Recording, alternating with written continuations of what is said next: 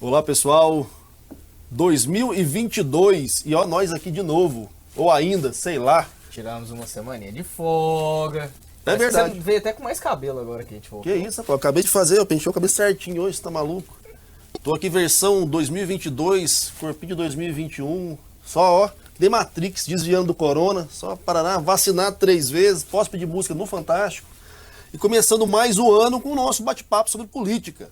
Aquela política que você entende, que mexe com a sua vida, no seu bolso, que vai responder aí essas dúvidas sobre, e aí, vou vacinar, não vou vacinar, como é que eu faço, vai ter emprego, não vai ter emprego, eleição 2022, esse ano o bicho vai pegar, Vitão. E para quem não me conhece, eu sou o professor Marcos Marinho, estamos aqui semanalmente, por enquanto uma vez, em breve talvez duas, vai depender de vocês, é óbvio. 2 semaninhas a gente começa. Já dá para começar, né? Então, ampliando o nosso debate político aqui, em parceria com a Rádio Terra FM, com meu amigo, Vitor Monteiro. E aí, professor, hoje é a primeira vez que a gente vai entrevistar um federal. É, rapaz.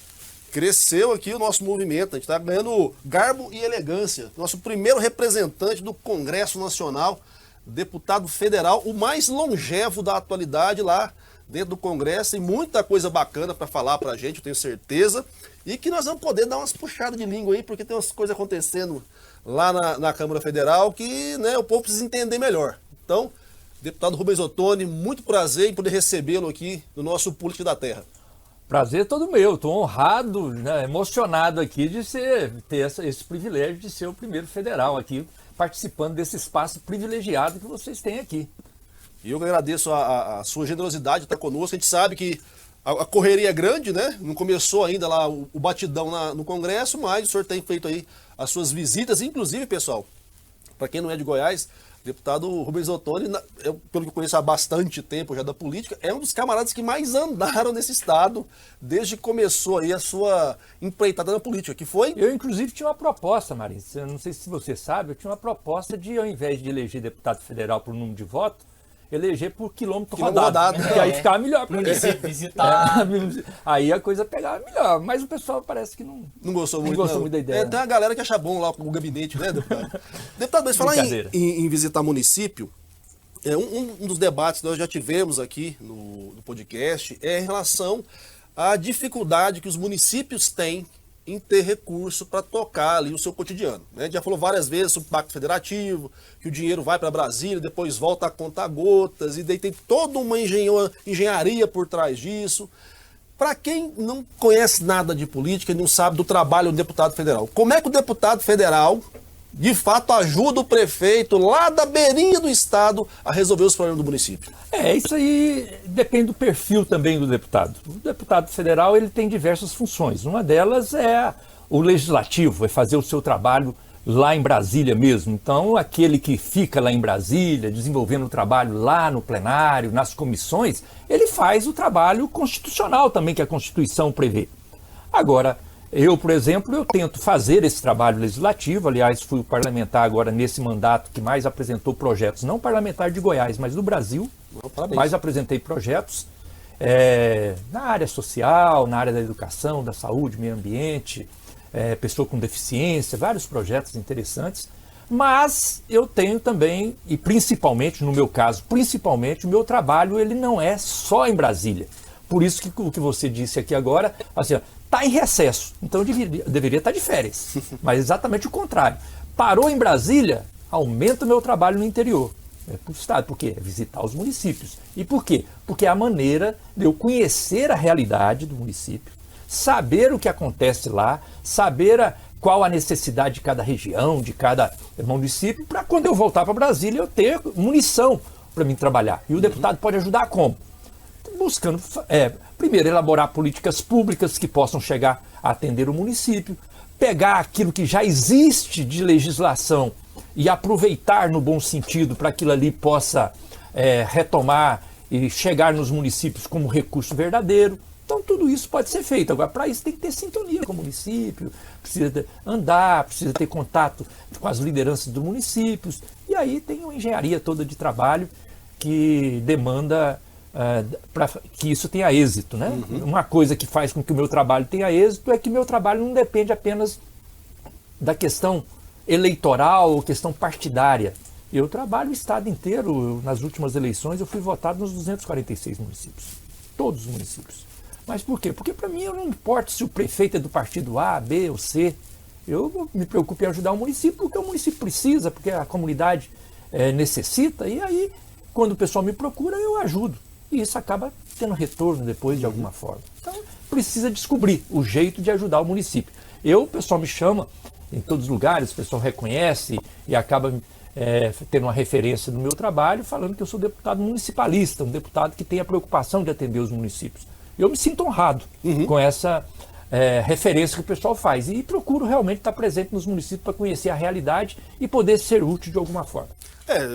Dá para pensar que tá dando certo, né, Vitão? Porque 5 mandatos, homem, acho que o pessoal tá gostando aí desse rolê intermunicipal.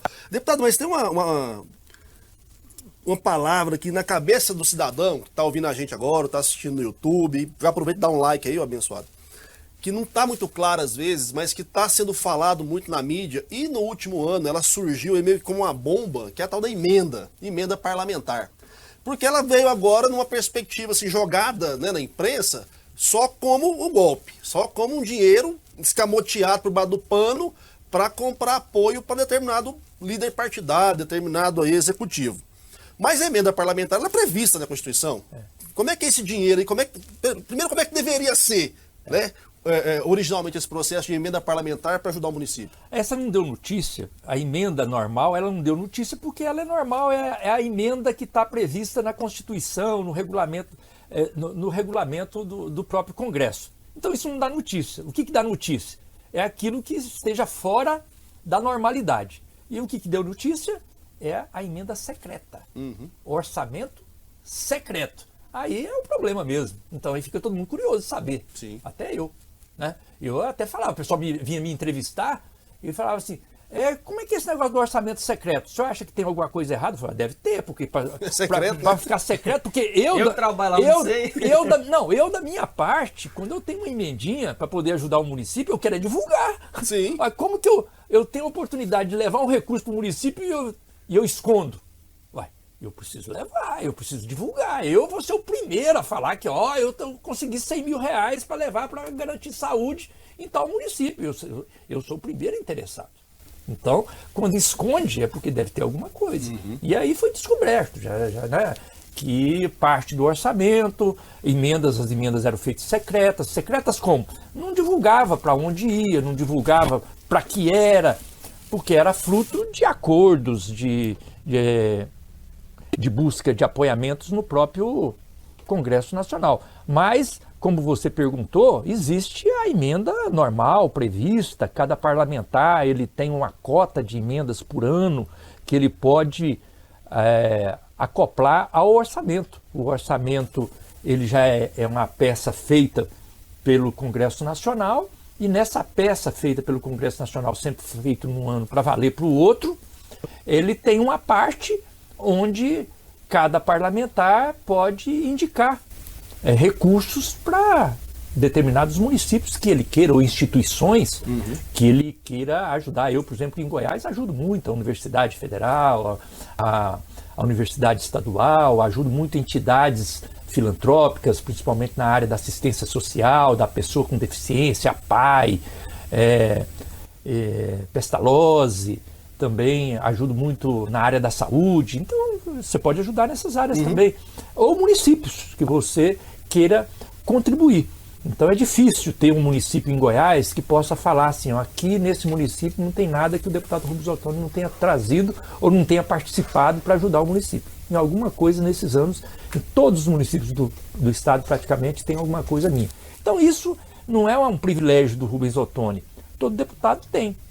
Agora, o que inventaram nesse último período foi uma forma de poder amarrar o voto dos deputados. Então, aí ele tem um extra. Além daquilo que é o normal, tem um extra que ele consegue aí com quem?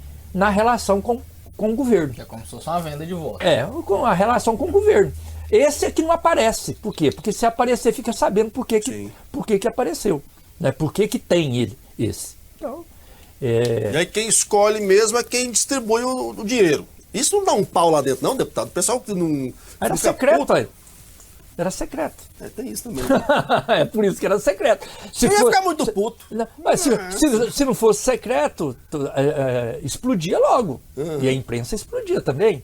Só apareceu depois que a coisa pegou uma dimensão que ficava difícil esconder, né? Mas parou? Ou tá rodando ainda? Não, parou porque houve interferência do Supremo Tribunal Federal e teve que se ajustar. Então agora não tem mais emenda secreta. Continua tendo, porque essa emenda secreta eles fizeram a partir de uma emenda que estava prevista também na Constituição e no regimento da Câmara, que é a chamada emenda do relator. Então havia uma possibilidade, essa emenda do relator. Só que ela era pequena, e aí passou a ser 100 vezes mais do que o valor que, justamente para dar condição de fazer essas negociações. Então agora cortou e tem que dar publicidade, que é o mais importante. Tem que dar publicidade, então não tem como esconder. Isso é um princípio da gestão pública, né? Publicidade. Claro, né? Tem que ter publicidade. E esconder por quê, né? O deputado, eu falei, o deputado está ajudando o município, divulga, né? Fala que ele está divulgando, não tem problema. Que A tá não ser ajudando. que ele não esteja ajudando o município, né, Vitão? Faz que vai, mas não vai também, que vai saber. Mas, deputado, vamos lá então. O senhor está aí há 5 mandatos já em Brasília, né? Passou por várias fases e várias formações ali do Congresso Nacional. Eu falo Congresso Nacional como um todo, porque vocês interagem lá, né, com os deputados, senadores. Câmara e Senado, né? Pois. E de 2002 para cá, desde que o senhor ganhou lá o primeiro mandato para deputado federal, como é que você tem enxergado essa transformação do Congresso Nacional desde o começo de 2000 até a última eleição e até o que a gente tem hoje aqui, 2022 já? Olha, eu diria para você que nesse período que eu estive na Câmara e nessa atividade no Congresso, eu visualizei assim que houve um esforço de aprimoramento da legislação, de busca de uma forma de consolidar a nossa democracia, de uma preocupação de avançar nas políticas públicas, garantir recursos para que a gente pudesse superar problemas históricos do Brasil, como a fome, como a desigualdade de renda no nosso país, que é uma coisa gritante desde que o Brasil é Brasil. Então eu diria que de 2002 para cá, nós tivemos avanços importantes e diria assim, esforços importantes no Congresso Nacional que viabilizaram a gente modificar essa realidade. E o que eu estou falando aqui é fácil de você que é um estudioso, de acessar pesquisar dados de ano a ano, o gráfico mostra como é que a fome, como foi a desigualdade de renda, essas coisas.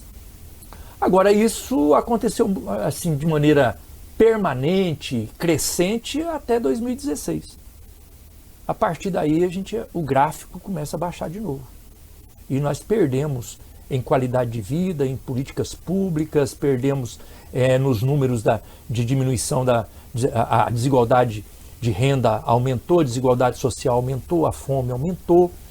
Então, começamos em 4 anos, 5 anos, nós estamos perdendo aquilo que construímos em 12, 14 anos. Isso os números estão mostrando, as pesquisas mostram. Aí eu pensava, mas culpa disso, culpa daquilo, mas os números estão lá, é realidade, não é? Eu costumo dizer que nós não podemos ficar disputando narrativa. Tem disputando, vamos ver qual a narrativa que cola. Não, o que cola é a verdade, é a realidade. A realidade é isso. Nesses anos, nós construímos de 2002 até 2016 crescente, diminuição da desigualdade social, da desigualdade de renda, diminuição da fome, o Brasil saiu do mapa da fome, tudo isso. De 2016 para cá, estamos voltando, infelizmente, àquela realidade. E com agravante, também diminuímos também a nossa ação no sentido de fortalecimento da nossa democracia. Nesse último período, a nossa democracia foi atacada e nós estamos com a democracia fragilizada. Então nós perdemos muito nos últimos 4, 5 anos daquilo que nós construímos em 14 anos. Essa é a realidade que eu vejo. Agora, qual que é o desafio? O Brasil retomar o seu caminho. E quem decide isso é o povo. De maneira democrática, nas urnas, é que define. De repente, o que eu estou falando aqui é só eu que estou pensando, é uma narrativa minha. E o povo está pensando diferente. Então, o que tem que prevalecer? Não é a minha narrativa. Prevalecer é a vontade do povo. A minha percepção, intuição e percepção do que eu ando por aí é que o povo brasileiro percebeu que nos últimos anos ele está perdendo aquilo que foi construído de positivo de 2002 para cá. E é por isso que há uma movimentação aí de busca daquele período. Eu encontro muita gente falando assim, ó, eu não sou do PT, eu na verdade nem votei no Lula, nunca votei no Lula, mas dessa vez eu voto. Por quê? Porque na época deles, ele fala desse jeito, porque eu não sou do PT, mas na época deles a nossa vida era melhor. Pode falar o que quiser. Aí o cara pode falar que roubou, pode falar que não sei o quê, mas na época deles era melhor. E eu tenho consciência que nós não roubamos. Eu tenho consciência que o que aconteceu no país foi um golpe premeditado, golpe político, né? Pessoal, golpe jurídico, parlamentar, com ação jurídica e parlamentar para poder derrubar uma presidenta que depois ficou comprovado não tem nenhum crime. Como que você tira uma presidenta que não tem nenhum crime, nem perdeu os direitos políticos? Nem perdeu os direitos políticos. Não, aproveitando o gancho que você está me dando então, vamos lá, né? O senhor é do PT, um dos fundadores do PT, inclusive, né? A vida inteira foi do PT, Sim. militante, e defende as causas, as bandeiras. E como é que é ser do PT e transitar justamente por todo esse processo, né? 2002, quando o Lula assume, faz todo um processo de crescimento, reconhecido internacionalmente como o cara, como disse Obama, para depois um Lula presidiário e o PT demonizado, e agora o PT de novo começando uma guinada aí, porque a situação ficou tão ruim que, como o senhor colocou, tem gente falando assim, olha, não gosto do PT, mas entre o Bolsonaro, né? Eu até tô lendo sobre isso, né? O anti-Bolsonaro tá sendo maior do que o anti-Lula agora já. Como é que é ser um parlamentar nessa área? Eu sou muito grato, Marinho. Sou muito grato de ter a oportunidade de viver toda essa realidade. Porque são pouquíssimas as pessoas que tiveram a oportunidade de viver por dentro todo esse contexto. Um momento onde, num primeiro momento, era um sonho para nós chegar na presidência, aquilo parecia um sonho inatingível. Desde 89, uma muita luta, gente né? fala assim, isso não chega no poder nunca. PT, Partido de Trabalhador, não tem dinheiro, o pessoal não tem estudo, não tem preparo. Da onde que esse pessoal vai chegar no poder? E se chegar no poder não dá conta de governar. Era assim que eles falavam. E nós fomos trabalhando. Chegamos em 2002. Aí eles falam assim, daqui 4 anos a gente tira eles, porque eles não vão dar conta de governar. O Brasil vai virar de perna por lá. E não aconteceu. Pelo contrário. O Lula governou bem, conseguiu a reeleição. Mas agora a gente tira eles porque o Lula não pode ser candidato, ele não faz o sucessor. Aí, primeira mulher candidata, né, e foi eleita presidenta Dilma. Mas ela não vai dar conta de governar. Governou, mas não se reelegeu. Então, vivi todo esse processo. Mas aí viveu um processo ao contrário. Foi um processo de ascendência e, como você disse, eu vivi também um processo de descendência. Por quê? Porque em 2014 aconteceu um fato fora do processo democrático, no meu entendimento, no Brasil. Ganhar a eleição nas urnas não era problema para nós. Nós ganhamos do PSDB em 2002, ganhamos do PSDB em 2006, ganhamos do PSDB em 2010, ganhamos do PSDB em 2014 de novo. Aquela eleição de 2014 foi uma verdadeira guerra. Sim. Era Dilma contra o Aécio candidato pelo PSDB. Foi uma verdadeira guerra, mas nós ganhamos no primeiro turno, fomos para o segundo turno e ganhamos no segundo turno. Até aí, tudo normal. Mas o que aconteceu ali em 2014? É que o PSDB tinha perdido a eleição em 2002, tinha perdido a eleição em 2006, tinha perdido a eleição em 2010 e perdeu a eleição de novo em 2014. Só que em 2014, ele não perdeu só a eleição. Ele perdeu a paciência de disputar a eleição. O Aécio saiu da eleição, deu uma entrevista e falou, vocês ganharam a eleição, mas vocês não vão governar. Desse jeito, tá gravado. Entrevista na televisão. E ele, que era senador pelo PSDB, uniu com Eduardo Cunha, deputado federal do MDB, do PMDB. E eles uniram em novembro de 2014, logo depois da eleição. Em fevereiro de 2015, Eduardo Cunha já era presidente da Câmara dos Deputados, com apoio do Aécio. E aí Eduardo Cunha, presidente da Câmara, liderou um processo de bombardeamento do governo, inviabilizou o governo da Dilma.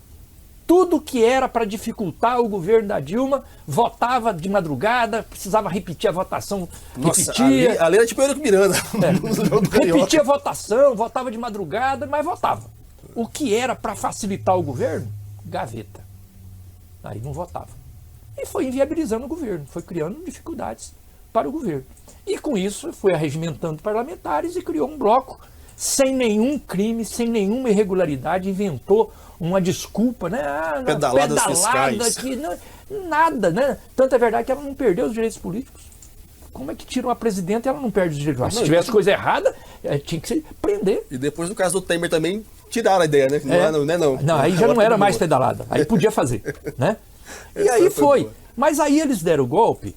Por quê? Porque eles, como eu disse, eles perderam a paciência de disputar a eleição. E perceberam, Marinho, o que eles perceberam? Poxa, nós pensávamos que ganhava da Dilma, não ganhamos. Pensamos que ganhava dela na reeleição, perdemos para ela. Na próxima a gente vai disputar com quem? Isso era 2014, 2018 a gente vai disputar com o Lula. Mas se nós perdemos para a Dilma agora, 2018... Não, e a situação da reeleição da Dilma era terrível. Isso. Então 2018 acabou, nós vamos perder de novo. Então o que nós vamos esperar a outra eleição? Então vamos dar um jeito. E o jeito que eles deram foi um golpe jurídico parlamentar, e tiraram a presidenta, né? E aí o que aconteceu? O problema, e aí é uma coisa interessante até para você que é estudioso poder depois aprofundar nesse debate, o problema deles, de quem pensou o golpe, aí no caso, Aécio, Eduardo, Cunha e aí foi arregimentando outras pessoas, mas PSDB e PMDB principalmente, eles achavam que tiravam o PT e com isso abriu o caminho para eles ganhar a eleição em 2018. O Temer na presidência. Para governar, porque o Temer estava lá junto do rolê. Então aí não tinha problema. O problema é que no meio do caminho eles perceberam que o Lula, as pesquisas mostravam que o Lula ia ganhar a eleição. Mesmo tendo tirado a Dilma, mesmo o PT não estando no governo, o PT ia lançar o Lula e ia ganhar a eleição. Aí tiveram que avançar no golpe. Tiveram que prender o Lula. Prender o Lula porque aí dá uma marca de corrupção, uma marca no PT, desmoraliza o PT e desmoraliza o Lula e ele não tem condição de ganhar a eleição. O PT lançou o Lula, mesmo preso, lançou o Lula candidato a presidente da República. E as pesquisas mostravam o quê? Que o Lula preso lá em Curitiba ia ganhar a eleição. Ali foi uma bombada de aposta, deputado. Aí eles tiveram que entrar no Tribunal Superior Eleitoral para poder, por um voto de diferença só, um voto, dizer que o Lula preso não podia ser candidato. E aí o que aconteceu? Faltando 21 dias para a campanha, o Haddad, que era o vice, foi elevado a candidato a presidente. E ele, com 21 dias só de campanha, foi para o segundo turno, no lugar do PSDB e do MDB. E o PSDB e o PMDB juntos, todos os dois tinham candidato a presidente, os dois juntos, não tiveram a metade dos votos do Haddad. Desmoralização. Então eles foram competentes para dar o golpe e foram incompetentes para ocupar o espaço que o golpe abriu. Aí abriu o espaço para uma aventura, que foi o Bolsonaro. O Bolsonaro não existia no Senado. O Bolsonaro, né, é um zero à esquerda no Congresso Nacional, na Câmara. Isso não sou eu que digo. O pessoal que... a cobertura da imprensa, todo mundo sabe, é só fazer um levantamento da atuação dele lá. Mas ele aproveitou do vácuo. O vácuo deixado por aqueles que deram o golpe. Porque quem deu o golpe não foi o Bolsonaro. E quem deu o golpe não deu o golpe para o Bolsonaro ser presidente. Mas o problema é que eles não conseguiram se estabelecer politicamente. E aí criaram uma desordem que abriu uma brecha para entrar. É corrida de Fórmula 1, onde está dois disputando, um esbarrando no outro, ali um outro dá o golpe, dá uma derrubada no cara para tirar ele da pista, deu uma derrubada nele, enquanto ele distraiu para tirar o cara da pista, veio um outro, passou e ganhou a eleição. Ganhou a corrida. Na verdade foi isso. Então, isso para, terminando aqui, mostrar o que aconteceu nesse último período. Então nós perdemos muito. Pela irresponsabilidade, pela irresponsabilidade daqueles num determinado momento que deram um tranco na democracia, na visão eleitoral, na falta de paciência de respeitar o resultado da democracia. Porque democracia é assim, gente. Eu, por exemplo, você falou, pois é, o senhor disputou tal, em 2002 ganhou a eleição. Pois é. Aí todo mundo fala, pô, deputado, o senhor é deputado já 5 mandatos, poxa, é um deputado vitorioso. Pois é. Eu sou no Brasil, também é outro dado, acho que um dos maiores, das lideranças do PT e de todos os partidos que mais disputou a eleição. E eu já perdi mais do que ganhei. Então, para mim chegar em 2002 e ser deputado federal, eu perdi muito. Eu perdi muito, mas respeitei. Quantas eleições o Lula perdeu e respeitou o resultado da eleição? Quantas eleições eu perdi?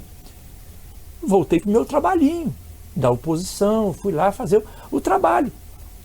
E nunca me vendi também. Você falou, o senhor começou no PT e continuou no PT. Eu comecei no PT e continuo no PT. Uma coisa, Marinho, até assim, só de ilustração. Eu sou deputado federal há 5 mandatos, tive 2 mandatos de deputado estadual, estou há 40 anos na política, porque atuei também sem mandatos também, desde a fundação do PT, aqui em Goiás. Nesse período todo, sabe quantas centenas de cargos eu já consegui ter no governo estadual? Ou dezenas? Não. Ou unidade? Eu nunca tive um cargo de R$1.000 no governo estadual. Nunca tive. Isso para mim é um orgulho. Não porque eu desmereça quem tem, não. É porque eu consegui sobreviver na política sem precisar desse tipo de coisa. Nunca tive um cargo de R$1.000. Um porteiro de escola lá em Sítio da Badia. Nem isso. Nunca tive uma indicação no governo do estado. Então a sua ideia era manter sempre uma autonomia dentro da sua perspectiva de política, de atuação. Pela minha coerência. Eu sempre estive na oposição, então eu sou oposição. O dia que eu sou governo, eu sou governo. Não tem problema nenhum. Então eu tive paciência. Eu estou falando isso porque isso é respeitar a democracia. O povo votou e me colocou na oposição. Eu fico na oposição. O dia que o povo me coloca no governo, seja na prefeitura de Anápolis, na prefeitura de Goiânia, o PT chegou no governo federal, aí a gente tem acesso. Agora, o governo do estado nós não chegamos, eu vou ficar ali barganhando alguma coisa para poder... Não, é a vontade do povo, eu sou oposição e vou ficar na oposição, isso é coerência. Eles perderam essa coerência e esse respeito à democracia. Chegou um determinado momento que o resultado da eleição, eles não respeitaram. Então, o Brasil hoje, no meu entendimento, está vivendo as consequências de um golpe que foi dado não no PT, não foi no PT, não foi na Dilma, foi na democracia. Porque ali rompeu a regra da democracia. Quem ganha a eleição governa, quem perde a eleição prepara para outra. Faz oposição, prepara para outra. Ali não. Eles falaram, não adianta a gente preparar para outra, porque a gente já perdeu aqui, na outra a gente vai perder de novo. Então aí entraram por uma ação antidemocrática. E o Brasil está pagando o preço disso. Aí tem um ponto que eu acho interessante, né, Vitão? Direto o pessoal começa assim, mas porque o PT nunca fez uma meia-culpa do Petrolão, do não sei o que lá, do Mensalão em Paraná, e fica essa loucura em cima do PT.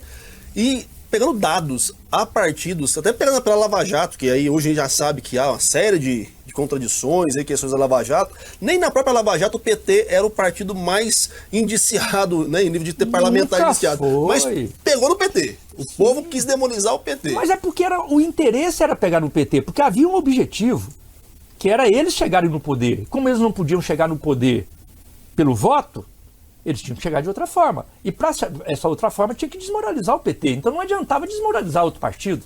Não adiantava desmoralizar outra liderança, porque o objetivo era tirar o PT. Então por isso que tudo era no PT. Se fosse outro que estivesse no poder, seria tudo em cima daquele outro que estava no poder. Mas era o PT. Então demonizou. Né? E isso pegou. Porque aí veio a mídia. Porque houve um trabalho. A gente... Na época, às vezes, a gente passa desapercebido, mas hoje você pode recuperar esse negócio. Esse processo aconteceu na campanha de 2014, não foi depois. Porque eu falei que o Aécio acabou a eleição, perdeu paciência e tal. Mas o processo de desmoralização do PT aconteceu na campanha, porque o objetivo deles era ganhar a eleição de 2014. Eles tinham certeza que ganhava a eleição. O Aécio coordenou todo um processo, planejou todo um processo que tinha participação do judiciário, hoje está comprovado tudo isso, de setores do judiciário, né? Sejamos justos com o judiciário, não é o judiciário, setores do judiciário. E esses setores do judiciário, onde havia uma combinação de jogo, judiciário, procuradoria e a campanha do PSDB. Então o que acontecia? Toda quinta-feira, Jornal Nacional, a Globo, conseguia um vazamento de uma informação que ninguém tinha. Essa informação vinha de onde? Do setor do judiciário ou da procuradoria. Eram processos que estavam correndo lá, o cara pensava um negócio lá que ainda não tinha era uma denúncia, né? E que não tinha comprovação nenhuma, mas pensava lá e aparecia no Jornal Nacional, bombástico. Pá, pegou e é do governo do PT, ou é do PT, ou se não é do PT, é um cara que está no governo do PT, quinta-feira. Jornal Nacional de quinta. Pá, pá, pá. Aí isso alimentava as revistas de final de semana, as revistas semanais. Aí as revistas semanais saíam com capa, pá, em cima daquela manchete que foi feita na quinta, naquela matéria da quinta. Aí final de semana, todas as capas em Todas cima. as bancas positivadas, esparramadas. Quando chegava em segunda-feira, em Brasília, retomava o trabalho do Congresso, o que ia para a tribuna? Todo mundo batendo, aí repercutia. Segunda, terça, quarta, quinta-feira, o que acontecia? Novo vazamento, aparecia outro vazamento, outro assunto. Agora não é no Ministério tal, agora é na Petrobras. Agora não é na Petrobras, é no Ministério tal. Agora não... E aí ia renovando toda semana. Isso era instrumento de campanha eleitoral, deslavado. Ninguém falava nada e ninguém entendia direito o que está acontecendo. Hoje a gente sabe como é que foi. Só que com tudo isso, nem assim eles conseguiram ganhar a eleição da Dilma. Nem assim, foi uma verdadeira guerra. Mas no fim nós ganhamos o primeiro turno, ganhamos o segundo turno. Aí foi por isso que eles perderam a paciência, porque eles tinham jogado todas as armas ali e tentaram com isso desmoralizar o PT. E num determinado momento, até convencer a população, porque não é possível. Todas as televisões falando, todos os jornais falando, todas as revistas falando, então não é possível. Então, meu caro, aí é uma coisa que a gente precisa questionar esse pessoal. Quem é realmente que precisa fazer autocrítica? Será que não é a imprensa brasileira, não? O que a imprensa brasileira prestou? Qual o serviço que ela prestou nesse momento? Foi uma imprensa isenta? Que se preocupou em divulgar a realidade, em tentar pesquisar, em tentar, né, buscar o fundamento daquilo que era? Ou comprou tudo que a conveniência tentava vender? Então, essa autocrítica é uma coisa interessante para quem pede tanta autocrítica para o PT. O pessoal me pergunta em quanto é lugar, mas olha, eu falo assim, o PT é o partido que mais fez autocrítica na sua história e é por isso que ele está onde está e vai voltar a governar o Brasil. Por quê? Porque o PT aprende com a sua história. Volta e meia eu respondo a militante meu no estado afora, o cara fala o seguinte: pois é, mas o PT era diferente, lá no início o PT era diferente, era tão bom naquela época e tal, porque o PT era assim, era assado. Fala assim, ó, gente, ainda bem que o PT mudou, porque o mundo mudou. As relações mudaram, a política mudou, é natural que o PT mude também. E o PT mudou e aperfeiçoou, e foi se aperfeiçoando. E justiça seja feita ao PT também, mano. Essa é uma outra coisa, eu falo sempre isso. Pessoal, porque o PT precisa fazer autocrítica. O PT nunca se apresentou como dono da verdade. Vocês nunca me viram. Eu estou aqui 40 anos, 5 mandatos de deputado federal, 2 mandatos de deputado estadual.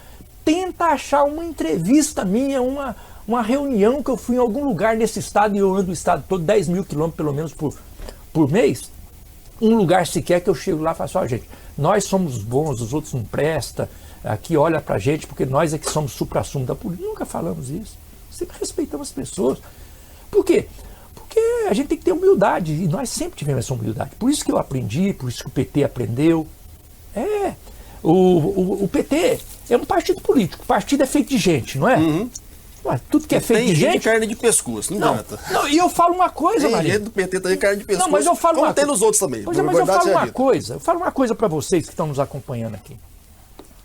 Igreja. Vamos falar de igreja. Igreja que é igreja. Que é feita para quê? Para ser santa. Volta e meia não tem problema na igreja? Tem. Volta e meia tá aparecendo uma coisinha aqui, ou até uma coisona. Né? Aparece um negócio aqui, aparece outro lá. Volta e meia aparece. Igreja que é para ser, que é igreja que é para ser santa. Partido político que disputa poder, não vai ter problema?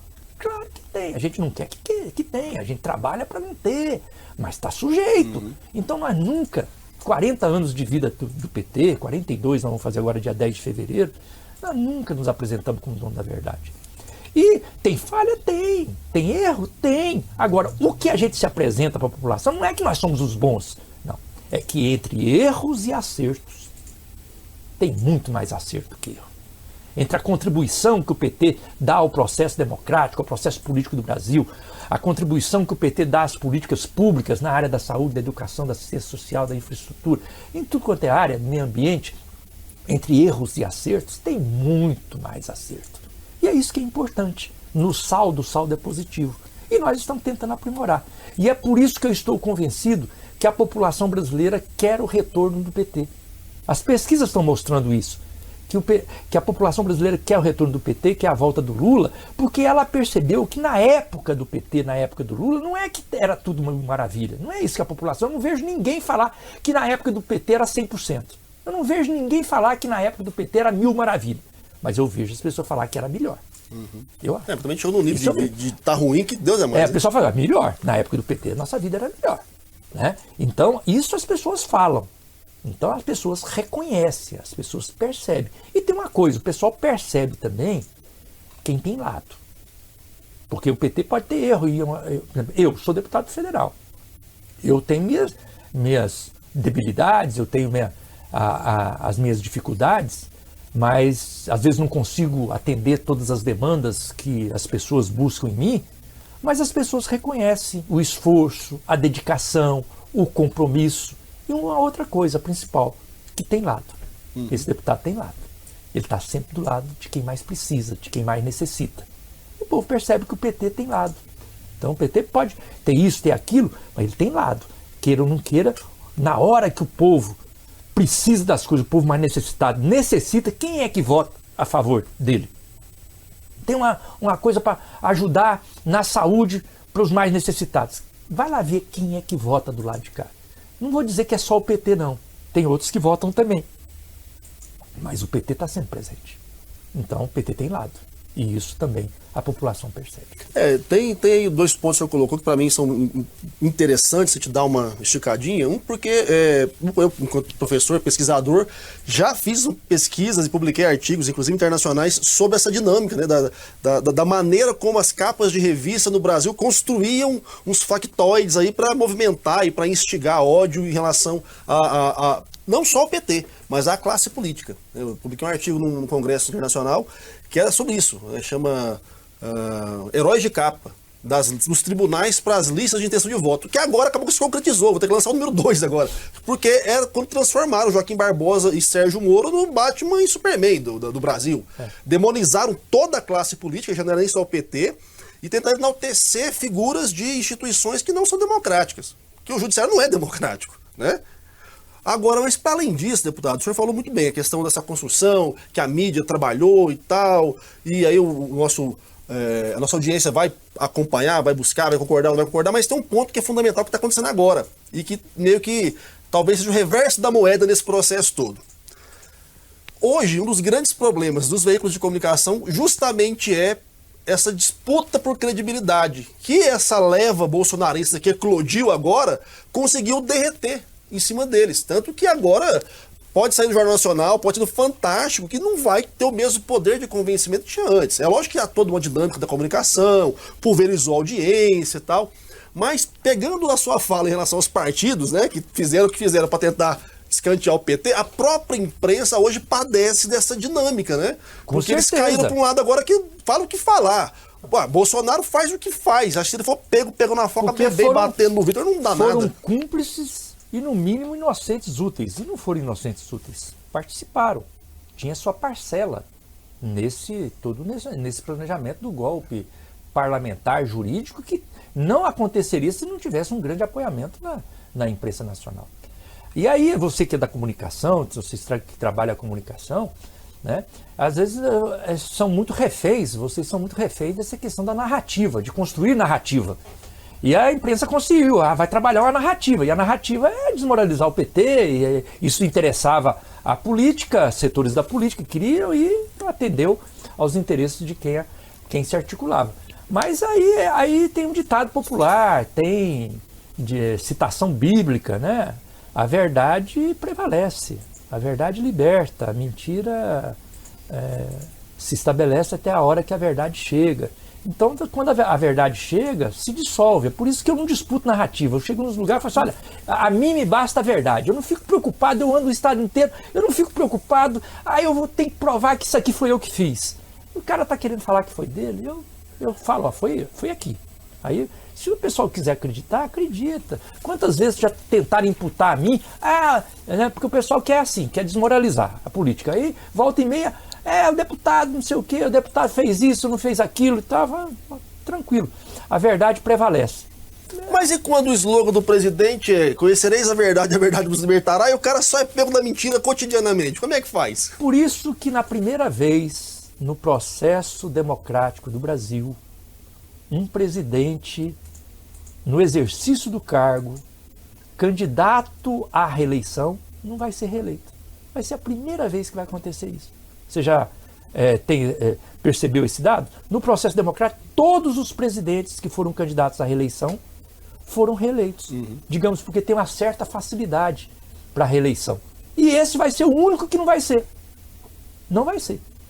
Justamente por causa disso. Porque está desmoralizado. Porque a verdade chegou. A hora que a verdade chegou, a mentira, ela dissolve. Então a narrativa vai embora. A verdade prevalece. Então vamos pensar, 2022, né, Vitão? Eleição, Copa do Mundo, tá rolando pandemia ainda, por mais que o pessoal tenha esquecido, mas tá tendo Inclusive, pandemia. eu fiz uma reflexão aqui. 2002 que o Lula ganhou, o Brasil foi penta, né? Será que 2022 veio o Hexa com o Lula? Não, aí o pessoal fica louco. Aí vira modo de campanha. Se bem que acho que esse ano a Copa é depois da eleição, né? Acho que é em novembro esse ano. Vai ser no Catar. Aí depois da eleição. Aí que o povo vai ficar. Aí os petistas vão ficar doidos, deputado. Se o Brasil for Hexa agora, o Biloto tiver ganho a eleição. Mas vamos lá, eleição 22. Projeto é manter lá no Congresso, manter na Câmara Federal, como é que está a estrutura? Porque Goiás está meio numa situação assim, né? Caiado, por enquanto, em céu de brigadeiro, as oposições estão meio sem saber para que lado correr aqui. Tá certo de brigadeiro porque a corrida não começou. Começou, deputado. O pau tá torando desde o ano passado aí, nem que foi por baixo dos bastidores, mas tem a correndo. Corrida para valer ainda não começou. Tudo agora é treino. Tudo é treino. Então... aí pode correr muito, pode estar em evidência, mas está jogando sozinho por enquanto. Campanha, na verdade, a legislação mudou, a convenção vai até o dia 5 de agosto, 20 de julho a 5 de agosto, as convenções. Mas eu não vou nem falar nesse prazo, não.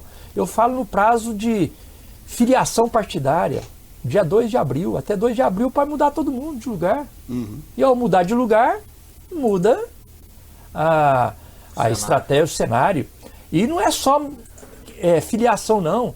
2 de abril é prazo limite para desincompatibilização. O pessoal tem me perguntado muito, mas o que o senhor acha da candidatura do Gustavo Mendanha? Eu falo, não acho nada. Eu só vou achar depois que ele sair da prefeitura e tiver aparecido. Porque para ser candidato tem que sair da prefeitura, enquanto ele não sair, não é candidato. Agora, o dia que ele sair da prefeitura, aí a gente já pode conversar. Eu já vou dar uns pitacos, vou falar o que eu acho e o que pode acontecer. Mas enquanto não é. Então, está cedo. O quadro está cedo aqui em Goiás. Qual que é a estratégia do PT? Você me perguntou. A estratégia do PT, a prioridade é a eleição nacional. É a eleição do Lula. Não tem segredo. Nós jogamos transparente, aberto. Por quê? Porque é essa que vai mudar a vida do povo. Não se iluda. Vai mudar alguma coisinha, se eleger um governador aqui, um deputado ali, um senador ali? Muda. Claro que é importante. Tudo isso faz parte do jogo. Mas o que vai mudar mesmo é a concepção de quem foi eleito para governar esse país. Até porque se o Lula for eleito e você também tiver um Congresso contra, você vai ter muito mais dificuldade. Exatamente. Né? Então, mas tem que começar por lá. Então, a prioridade é o Lula. Aí chega nessa parte que você está falando. Não adianta você ter o Congresso e não ter o presidente. Isso. Mas você falou a outra parte que é da estratégia nossa também. Então, prioridade é o Lula presidente. Bom, mas o Lula nos chamou. Deputados federais de todos os estados e os senadores. E deu para nós uma missão. Olha, primeira coisa, prioridade não é candidato a governo. Então vocês aí, eu sei que vocês são deputados, são lideranças no estado, volta e meia alguém vai falar para você ser candidato a governador. Eu preciso de vocês candidato a deputado federal.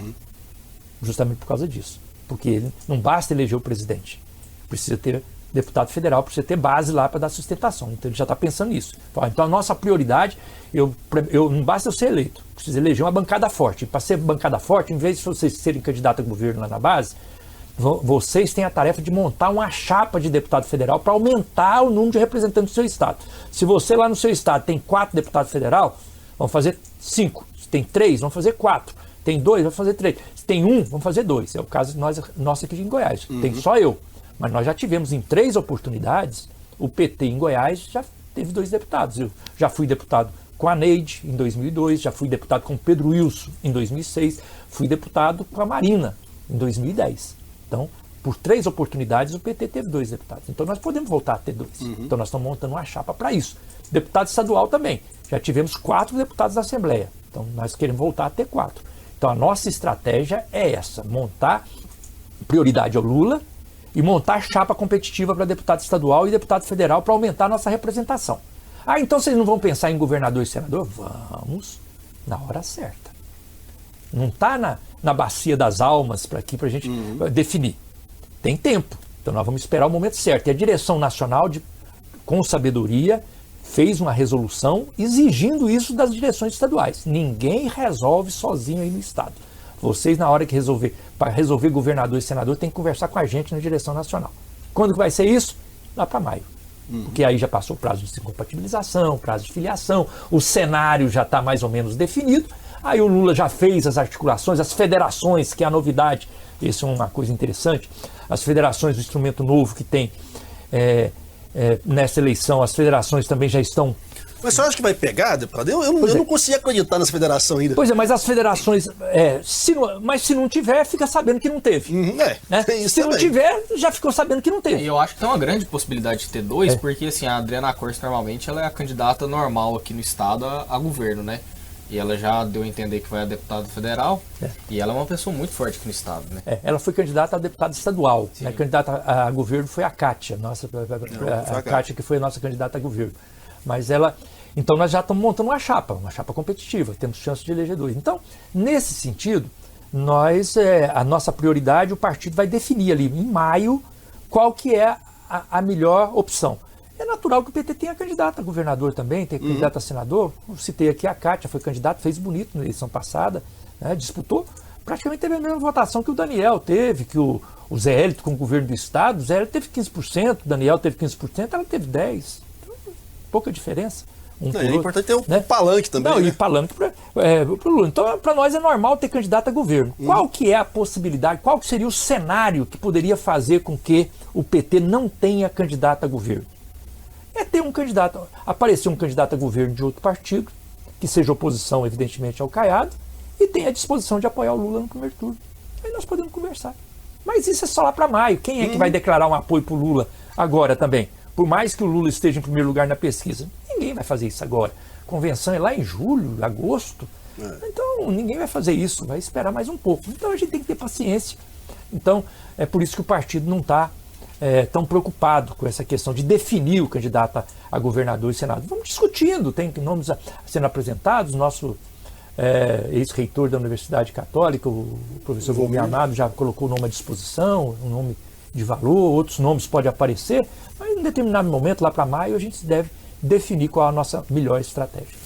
Uma coisa que eu sempre comento com nossos entrevistados aqui é que no Brasil a gente tem uma dificuldade muito grande de entender o funcionamento dos partidos. E aí, nesse ponto, gostando ou não gostando do PT, dos partidos que existem hoje, o que me parece mais estrutura partidária, mesmo nível vertical, é o PT.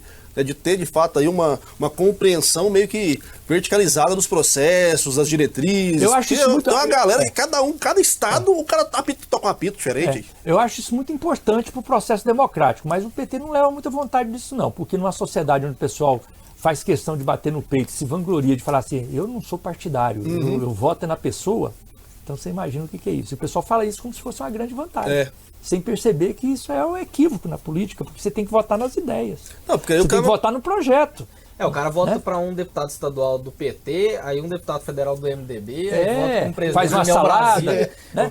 E assim, eu tô votando porque alguém pediu, eu tô votando porque o cara é amigo, mas aí o cara vai votar contra ele lá no Congresso, vai votar contra os interesses dele, então tem que votar em projeto, né? Eu defendo isso aqui, naquilo que eu sou da cultura, então tem que defender alguém que apoia a cultura. Como que eu vou defender alguém que vai chegar lá e vai trabalhar contra a cultura?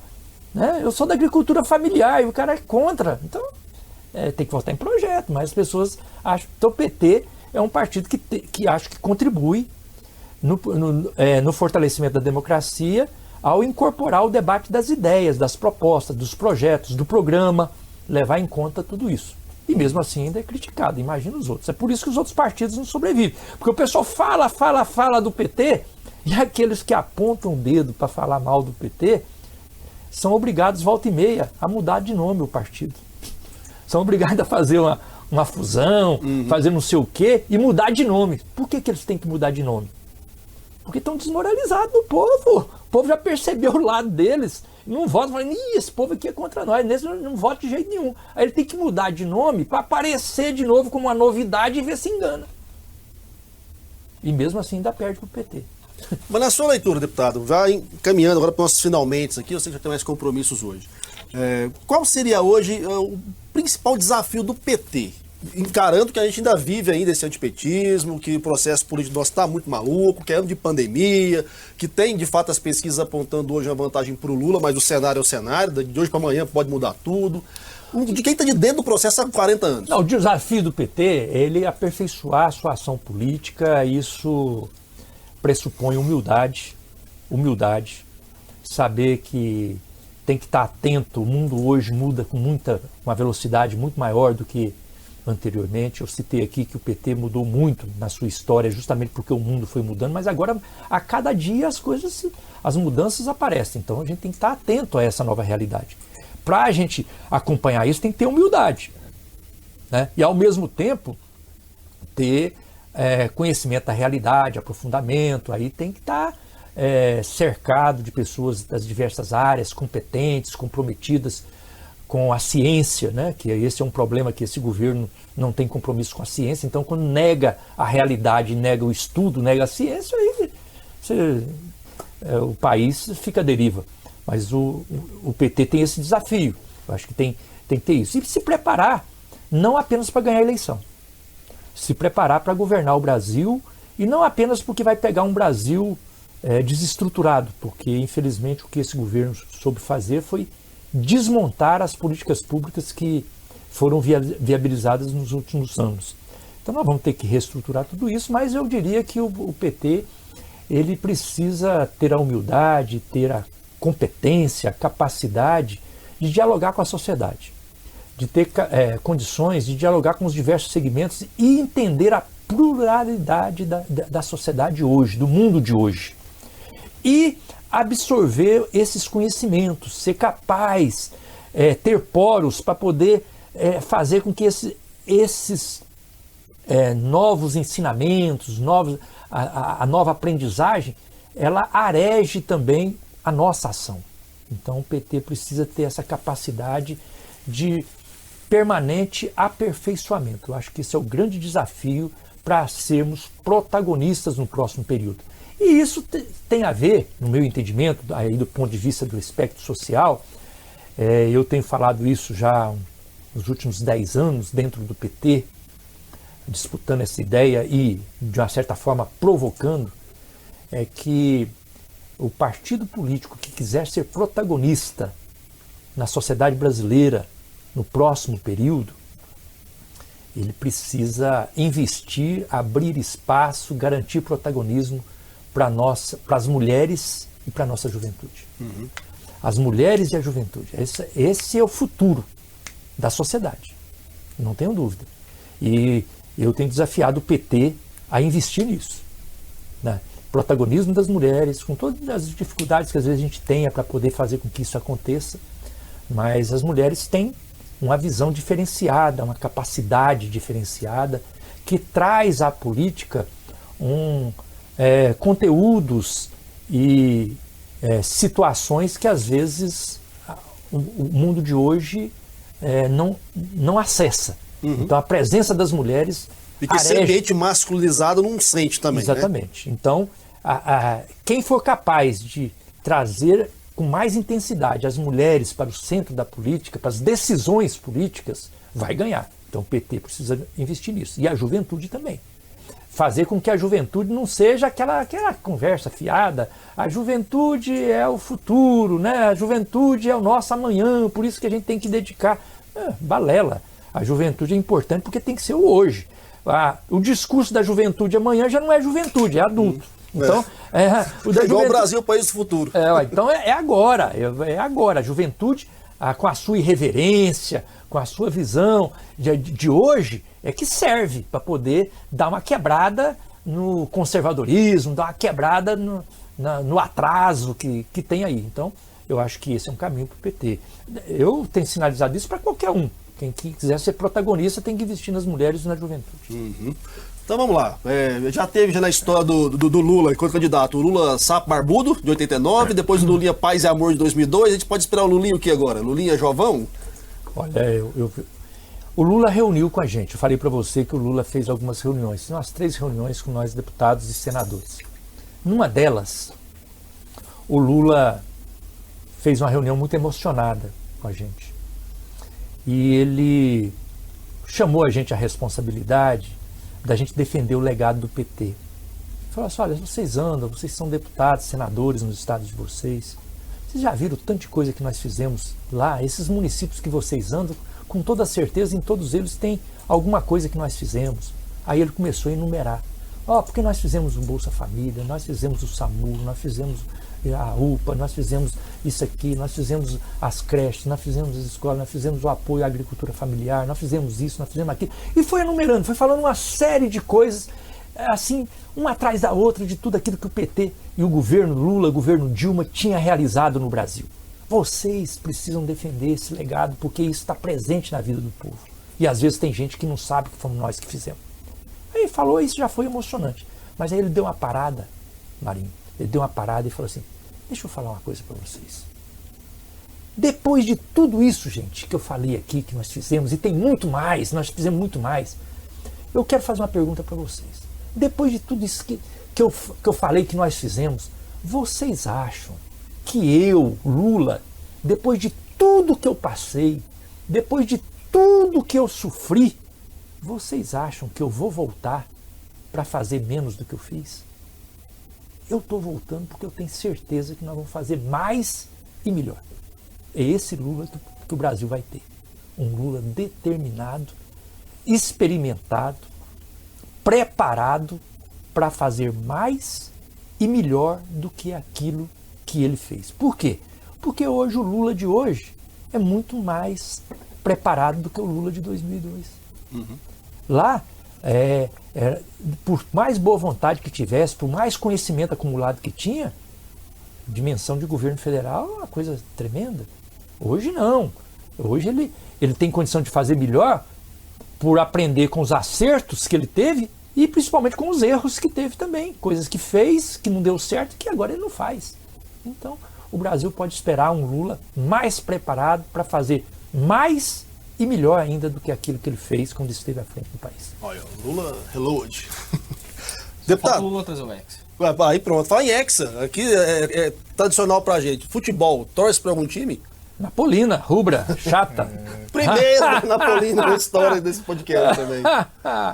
É Napolina. Mas acompanha em estádio ou não? Porque o Vitão aqui pé de cana de estádio, tá lá direto. Não mais, mas eu fui muito atuante no esporte.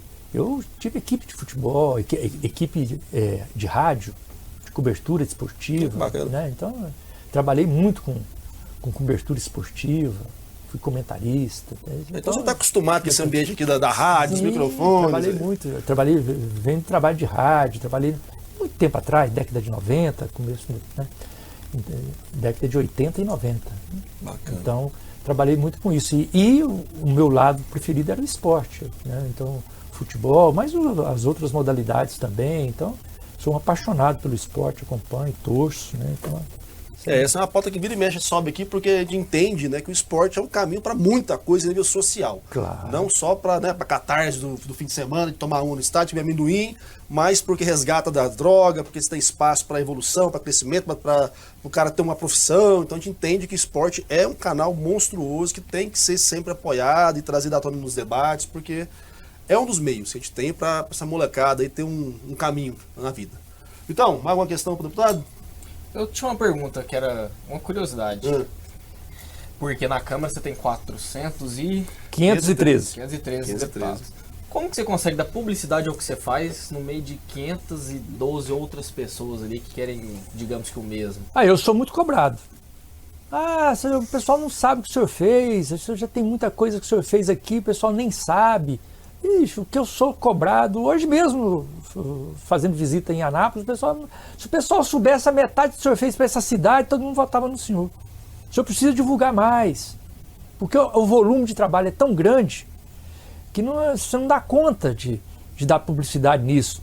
Não é nem porque tem 513 deputados, é porque o Estado tem 246 municípios, tem ação em tudo quanto é lugar, você divulga aqui, mas não aparece ali. Mas eu tenho uma mídia, eu tenho uma rede social efetiva. Eu tento fazer com que a minha rede social contribua para as coisas chegarem, mas é insuficiente. O pessoal endeusa muito rede social, mas é insuficiente. Mas no estado igual Goiás, que é um então, mais eu quadros. tenho mais de 500 mil seguidores, Facebook, Instagram, Twitter, mas não chega, né? Aí eu tento fazer boletim, mas também aí é que não chega mesmo, né? Porque você faz 10 mil, faz 15 mil, faz 20 mil, faz 100 mil. O que é 100 mil folhetos para o estado de Goiás? Aí que não chega mesmo. Mas aí eu ando no estado, eu tento dar entrevista em rádio, então eu chego num lugar e tento dar entrevista. Mas também você dá uma entrevista uma vez no ano, naquela rádio, depois... Então, a gente tem que fazer um pouco de cada coisa. E eu tento fazer um pouco de cada coisa para poder divulgar. Mas eu tenho consciência que se a gente tivesse condição de falar o que eu fiz nesse estado, eu posso dizer para você, Vitor, não tem uma cidade desse estado que eu entro nela, né? Eu entro nela e eu visito. Esse ano, por exemplo, ano passado, eu terminei o ano de 2021, 182 municípios visitados. Só no ano de 2021, com pandemia. 182 municípios. E teve município que eu visitei 2, 3, 4 vezes. 182 municípios diferentes. Não tem um município sequer que eu entre lá que eu não possa dizer: essa obra aqui tem a minha participação. Alguma coisa tem. Agora você imagina o que é isso, né? Se pudesse divulgar, se tivesse condição de divulgar. Mas eu não tenho tempo. Se eu ficar por conta de divulgar só o que eu fiz em Goiânia, eu fiz em Anápolis, acabou. Então, é um desafio. O desafio da comunicação é terrível. Então, o Vitor me trouxe uma pergunta agora que eu acho que deve ser curiosidade até da galera que assiste a gente. Como é que é? Dá para conhecer os 512? Tem alguém que conhece os 512 companheiros daquele negócio? Não conhece todo mundo, não fala com todo mundo, né? Até porque a dinâmica de cada um é diferente. Tem porque gente que entra multa, sai calado, você nem sabia que era deputado? Não, e porque trabalha em área diferente, porque lá é um mundo, gente, é um mundo diferente, as pessoas não entendem. Lá é uma cidade, é o funcionamento da cidade. Ali trabalham 15 mil pessoas diariamente. 15 mil pessoas diariamente.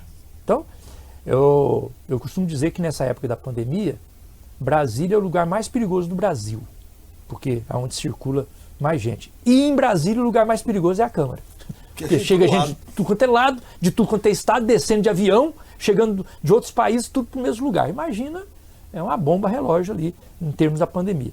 Mas, nessa questão de conhecimento, volta e meia na imprensa, o que aparece? O pessoal vai lá e filma o plenário. Plenário vazio. 5 deputados apenas. E o pessoal, que vergonha, não é isso? É um absurdo. Aí vem todo aquele trabalho para desmoralizar os políticos. Volta e meia aparece isso. É só não ter uma pauta quente e começa a aparecer esse tipo de coisa. E isso não é verdade. Por quê? Porque a dinâmica da Câmara, o que tem menos é o plenário. O trabalho maior são o trabalho nas comissões, o trabalho de acompanhamento do Executivo e fiscalização do Executivo no Tribunal de Contas, nos ministérios e as comissões que funcionam. Aí você pode ir, a hora que pode saber, se for filmar lá no plenário e não tem ninguém no plenário, vai lá na comissão para ver se não tem. As comissões estão lotadas, porque o pessoal está trabalhando na comissão. Deve estar alguma coisa votando lá na comissão, por isso que não está no plenário. Então, essa é a dinâmica. Então, e essa dinâmica de trabalho, às vezes, o trabalho da Câmara raramente encontra os 513. O lugar de encontrar é no plenário. E até, como curiosidade, para vocês saberem, tanto o plenário não é a prioridade para estar todos os deputados, que são 513 deputados. E na Câmara, lá no plenário, tem cerca de 400 cadeiras. Os novatos ficam em pé. Então você Mas é por quê? Porque lá não é um lugar para estar todo mundo. É um lugar eventual, para votação. Mas o lugar de trabalhar é descentralizado, cada um na sua. Então eu sou da Comissão de Meio Ambiente, eu sou da Comissão de Minas e Energia, eu sou da Comissão de Educação, de Saúde, cada um está na sua, trabalhando. Ou está fiscalizando no Tribunal de Contas, ou está buscando no Ministério alguma coisa do Executivo para poder ajudar os municípios. Então tem alguma coisa. Então é preciso a gente entender a dinâmica do Congresso para a gente poder fazer uma crítica, digamos, mais fundamentada. Porque falha tem mesmo. Né?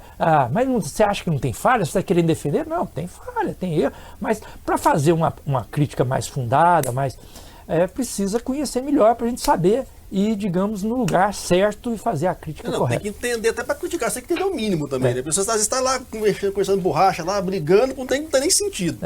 Né? Faz nem sentido. Segurança do plenário, para não barrar nenhum deputado. Não, mas aí tem os assessores, tem o botãozinho para identificar. Tem todas as formas. Deputado, só para a gente finalizar mesmo, a gente teve agora em 2021 um dos ambientes ali de Brasília que de fato ganhou todos os holofotes, foi lá no Senado, a CPI da pandemia. Ali acho que o brasileiro pôde acompanhar como uma novela mesmo, o trabalho de parlamentares fora lá do plenário, mas que o pau estava torando igual série do Netflix. Ponto 1. Efetividade daquilo. Você acha que vai virar alguma coisa? Essa pergunta, eu ia até falar, se você não perguntasse, eu ia falar assim, a pergunta que o pessoal me faz, eu já ia falar isso para você. No final você perguntou. Não, essa é a cereja. Então, mas o que eu digo é o seguinte, quando as pessoas me perguntam, vai dar em alguma coisa? Eu falo, já deu. Justamente você já respondeu no início. O que mais efetivo aconteceu foi a CPI. Aquilo ali criou uma nova consciência no Brasil. A CPI já cumpriu o seu papel. Qual que era o papel da CPI? Desnudar o que estava por trás da pandemia, por trás do governo. Foi a CPI que criou as condições para ter vacina no Brasil.